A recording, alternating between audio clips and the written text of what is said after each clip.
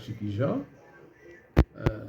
Je suis pasteur, conseiller conjugal, marié, père de 5 enfants, 38 ans de mariage, métier social à Lubumbashi. Nous sommes donc basés à Lubumbashi. Bon, ce qu'il faut noter, c'est que c'est un cabinet de conseillers, ou du moins des conseils matrimoniaux, conseils destinés au mariage, pour ceux qui sont mariés, donc les personnes qui sont en détresse, et qui ont besoin de renseignements, qui ont besoin de conseils sur le mariage.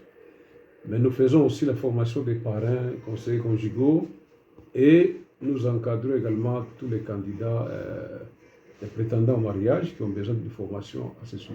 En ce qui concerne les autres personnes que nous recevons, on en reçoit beaucoup, ce qui passe à Lubumbashi, d'autres en ligne, etc.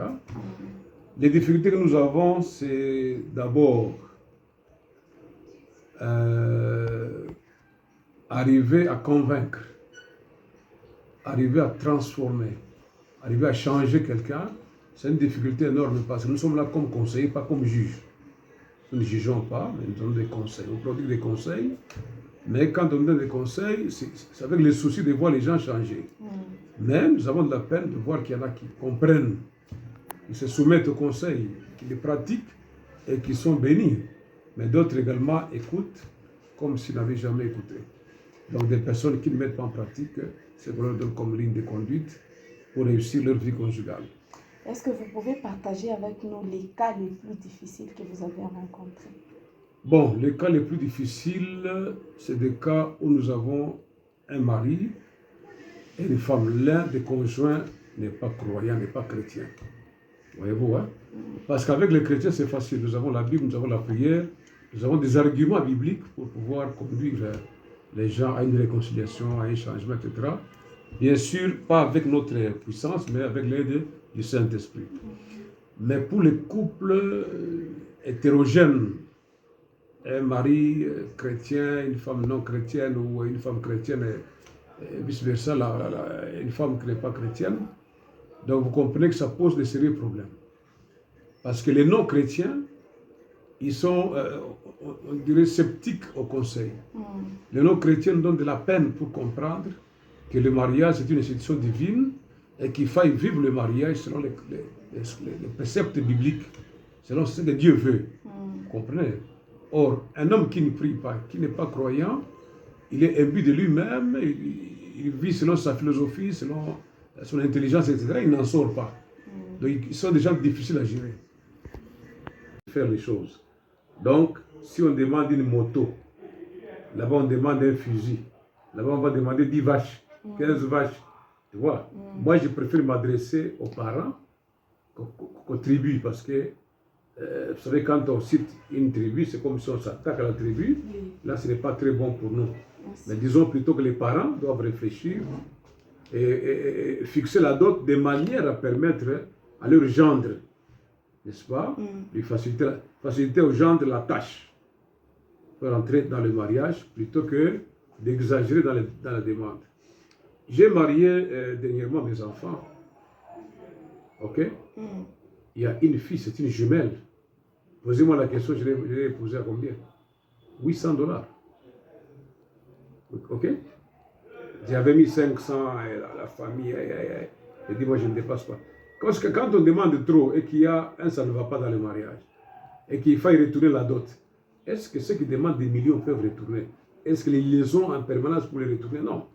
On ne souhaite pas qu'il y ait le mal, c'est vrai, mais je crois qu'on demande la dot pour faciliter. C'est un symbole, évidemment, obligatoire, mais il faut faciliter plutôt les jeunes, éviter de demander des choses de manière exagérée. Parce qu'il y a des personnes mal intentionnées aussi. Pour bloquer la fille, ou quand on est contre le mariage, alors on augmente les biens naturels, en espèces, etc. Surtout les papas, les papas. Pour bloquer. Oui, ça s'est fait souvent avec les oncles paternels, maternels. Mais les parents biologiques, généralement, ils peuvent céder à des conditions raisonnables. Mais tout ce qui est NOCO, si vous m'entendez, NOCO, tout ça, mettez-vous à la place des enfants, ne les bloquez pas. Ne demandez pas trop pour les empêcher de se marier, ou parce que vous voulez prendre un fonds de commerce ou je ne sais pas quoi. Travaillez avec amour, aider les enfants à se marier. Quand je parle de prétendants, je vois les célibataires. Et parmi les célibataires, nous avons des blocs. Il y a les veuves, sont des célibataires. Il y a ceux qui n'ont jamais été mariés, sont des célibataires. Les fiancés sont des célibataires. Alors, à cette catégorie de personnes-là, la chose que je vais vous demander, c'est de vous préparer au mariage. C'est-à-dire de prier le Seigneur, de prendre le temps d'examiner si le choix est bien ou mal fait. Parce que le grand piège dans le mariage, et même une des causes de divorce, c'est le choix. Quand le choix est bien fait, on a enrichi sa vie. Quand le choix n'est pas bien fait, on a tragiquement handicapé sa propre vie. Donc le choix est le moment le plus important pour tous les célibataires. Faites attention au choix. Le choix n'a pas de rapport avec la beauté physique, avec l'argent, etc.